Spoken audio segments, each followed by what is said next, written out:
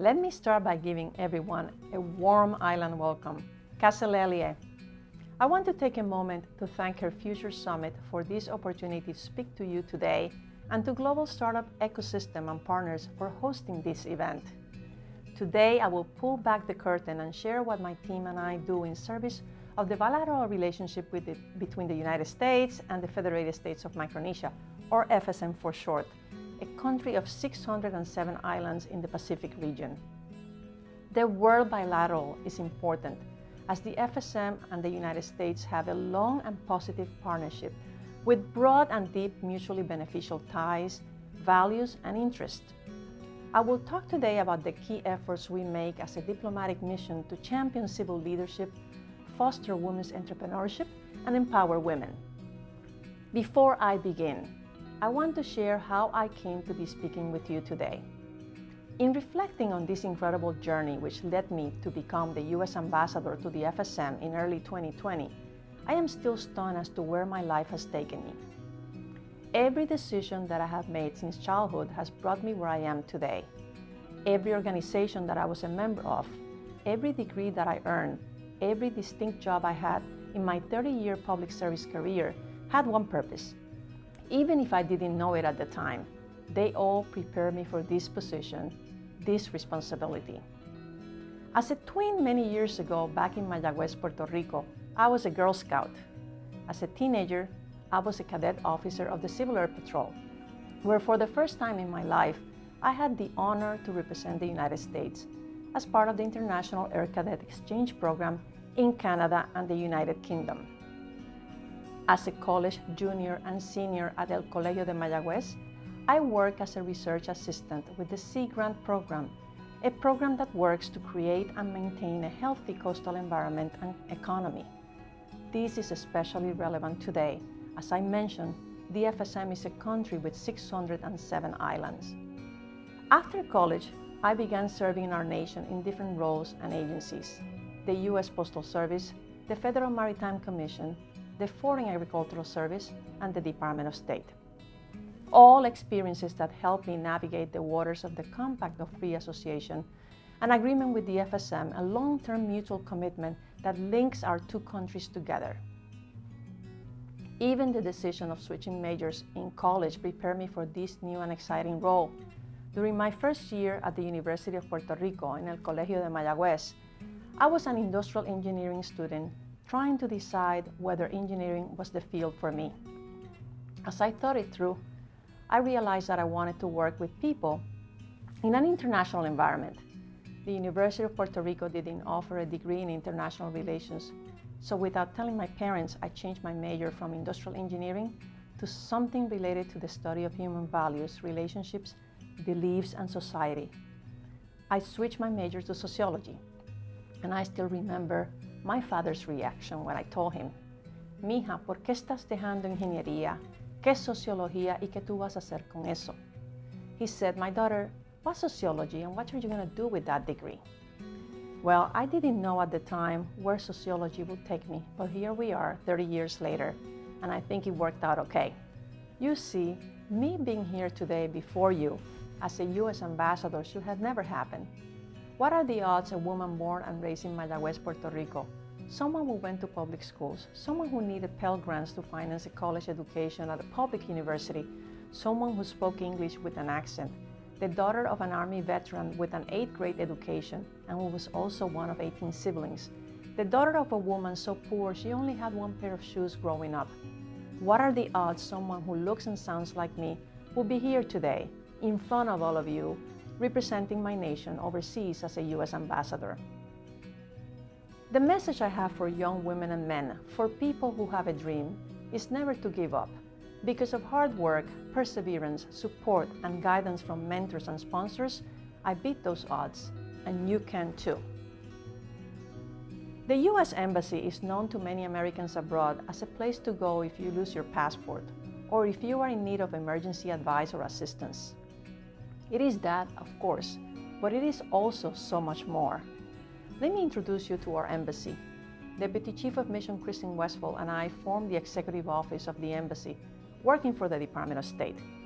And in my role as Chief of Mission, I oversee and coordinate the efforts of several U.S. agencies located in the FSM who work in tandem, including the Department of Defense, Department of Agriculture, United States Agency for International Development, and the Department of the Interior. This diverse group of agencies, when woven together with our dedicated and talented local staff, form a strong team. The work we do as a U.S. mission, our overall objectives, are part of this overarching principle to safeguard U.S. interests while improving the lives and livelihoods of the host country's citizens.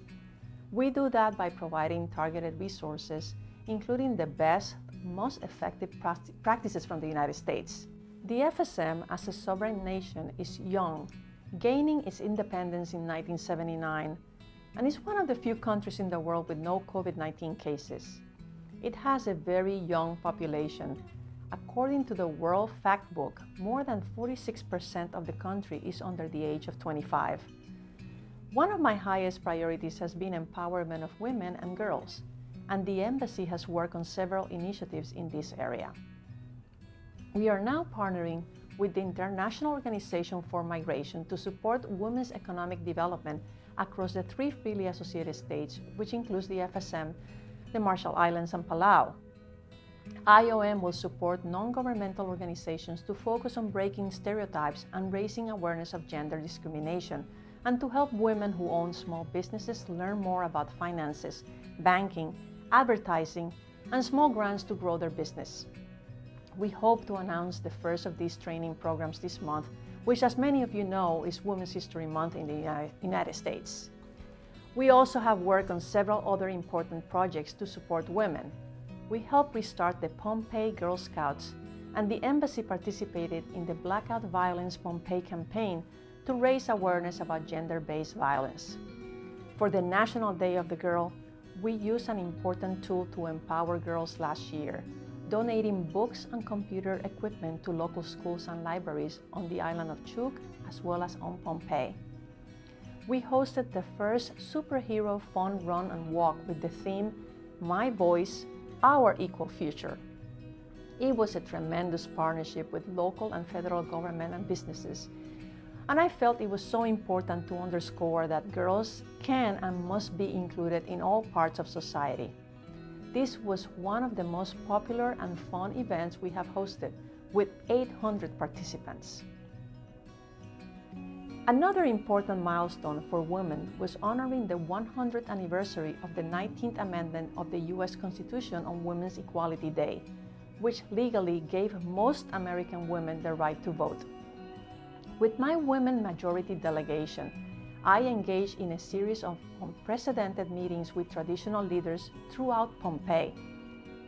The fact that most of my delegation was women definitely was noticed, with one leader pointing out this was the first time he had hosted a woman U.S. ambassador.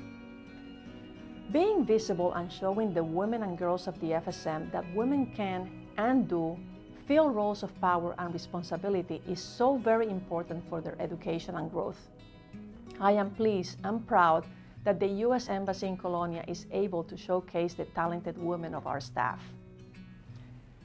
The Department of State has pivoted along with the world and developed vibrant virtual exchanges during the pandemic. While these cannot replace the rich cultural experience of in-person events, they are exciting showcases of what technology can do. One such example is an upcoming digital currency cryptocurrency program. This one-week program allows FSM's Finance Ministry and central bank officials to meet with U.S. regulators and private sector companies to hear about best practices, current developments, and conduct networking. One of the recent highlights of our efforts to reach out to the FSM and its large diaspora was a recent interview with a very special guest, Dr. Anthony Fauci. It is amazing what you can accomplish with a simple request. We did a short videotape interview which we played on our embassy's Facebook page. This interview was tremendously helpful in addressing people's concerns about the vaccines we provided to the FSM in the fight against COVID-19 and in encouraging them to get vaccinated as soon as possible. In summary, we have done much, and there remains much to do.